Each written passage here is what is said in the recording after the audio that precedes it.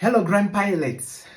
Good to see you again and talk to you again. Today, I have come to just throw more light on the assignment I gave you. Why? This is the most crucial part of this 3 weeks program. Oh, it's actually 3 months. So the assignment was deliver an abridged version of your ideal sales presentation or pitch. And you must include an introduction, a body, and a conclusion. In there, we must hear a short story, a quote, and lastly, some shocking facts. Now, this is the format I want you to use. Deliver your introduction following these steps. 1, drop your punchline, which is like your intro, like your starter. Let's say you're going to use a quote, and we are going to use, let's say, Nelson's quote, which says, "The true meaning of life is to plant a tree under whose shade you do not expect to sit." Now, after you drop that, let's go to the next step, which is greetings. Good evening, ladies and gentlemen. After the greetings, self-introduce. My name is Apuli Babigumira. After self-introduce, establish your authority. And I've spent 10 years in the field of communication, marketing, and sales. I've done communication in every context that you can think of, and I've trained over 100 leaders in the art of communication. Now, the last part of the introduction is give a promise. Today, I am going to share with you the best tools you can use to introduce, explain, or express your message. Now go to the body. So the body, of course, you know your points. After the body, conclude. And in the conclusion, I want you to follow 3 steps. 1, summarize what you've just told us. This is where sometimes we say, if you forget everything, ladies and gentlemen, that I've said today, please don't forget this. Either you summarize the points or summarize the key messages that you had in the body that you don't want people to forget. After you summarize it, make a call to action. I therefore appeal to you that for you to develop your career, you need to master the art of communication skills. Why? Like Apollo says, 75% of career growth has been attributed, according to research, to communication skills. I thank you. So, in the conclusion, you do a summary, a call to action, and maybe end with either a quote or a proverb, which we shall call the outro or the dessert. So the next thing we are going to look at today, what are the different things you can use to introduce or explain points or even conclude your message? Of course, I've emphasized this for a very long time during this program. 1, use a quote like the one I've just given. Number 2, you can use a shocking fact. You can use it in the introduction, in the body, or the conclusion. All the things I'm going to tell you can use them either for the introduction, for the body, or the conclusion. So, it could be a shocking fact. Number 3, please use a question. What if I told you that even if you have a debt, there is a solution that you can take up, that even if you die tomorrow, your children will not suffer from the debt and their property will not be taken? Good evening, ladies and gentlemen. So someone is listening in to find out a solution, especially if you know that the audience, there are people who have debts. So you use that question to get or to grab people's attention. So number 1 was a story, an anecdote. It could be a personal story or a third-party story, or a story of events that have happened over time. Number 2, accurate facts. Number 3, a question. Number 4, quotes. Number 5, you can use a parable, just like Jesus did. A parable is also like an allegory, a story with a hidden meaning. The last one is a proverb. You can tell an African proverb or any other proverb that you could find. Now, proverb is a short statement with a hidden meaning. Lastly, I want to give you other things, other tools and techniques of speech that you can use to introduce, explain or express and conclude your points. I'm going to give you 9 of these. I've told you my major ones, the 6. Now these are the other 9s that someone can use and you might consider. Number 1, trio. Trio is a rule of speech that suggests that when you are telling things, it's good to tell them in threes, in 3 phrases, in 3 sentences, in 3 words. For example, love, live, laugh.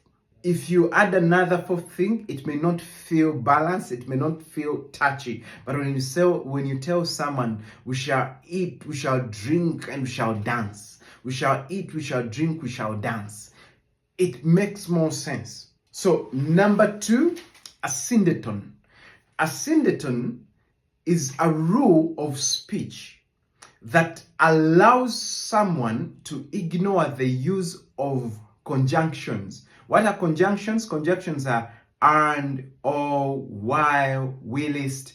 So, for example, the example we've just used, instead of saying we shall eat, we shall drink, and we shall dance, you just say we shall eat, we shall drink, we shall dance, ladies and gentlemen. So you just put a comma instead of saying and we shall dance, because the and fails the flow. The and interrupts the flow of your 3 sentences. Number 3, 3 sentences whose opening phrase is the same. If you do not want your children to suffer, you must adopt an insurance policy. If you do not want your children to suffer, you must prepare for them. Ladies and gentlemen, if you do not want your children to suffer, you need to plan now. So instead of saying, if you don't want your children to suffer, you need to plan, prepare, and open an insurance policy, it is the same information, but the person who put it in, if you do not want your children to suffer when you're gone, ta ta ta ta ta. If you do not want your children to suffer when you're gone, ta ta ta ta ta. If you do not want your children to suffer, ta ta ta ta ta ta. It puts emphasis. Number 3, balancing statements. Adopt using balancing statements. I like giving an example. Instead of telling people, you see, if you're overly objected to, you might end up being depressed. Somehow it is not that powerful than a person who just says, objection leads to depression. It sounds balanced. Because it sounds balanced, it's more believable. We strive to thrive, to live. Because it sounds more balanced, it's believable. If you put it in too many words, yeah, it might be believable, but we may not even remember it. Now that takes me to the next one, which is rhymes. Rhymes, an apple a day keeps a doctor away. If you can look for a rhyme and sometimes even make people repeat that rhyme, trust me, it will work. The next is hyperbole. Hyperbole, like I explained before, is acceptable exaggeration. When you say something like, I couldn't wait to see you guys, I couldn't wait to talk to you, to tell you my whole story. A week would not be enough, a year would not be enough, I think I need a millennium. It's exaggeration, but we understand you're trying to say that your story is very long. So the next is repetition. Repetition means that you have to find ways of how to repeat yourself, especially your main points. I cannot live without securing the future of my children. You guys, I'm really serious. How do I dare live without preparing the future for my children? I cannot trust these men. How do I trust a man who is going to remarry after 25 months with my children? I need to plan for my children. So it's like repetition, but you're imprinting a memory of a particular message or point to your audience. Second last, analogy. Analogy is a figure of speech where we try to compare 2 things. We suggest that this thing can help us explain this.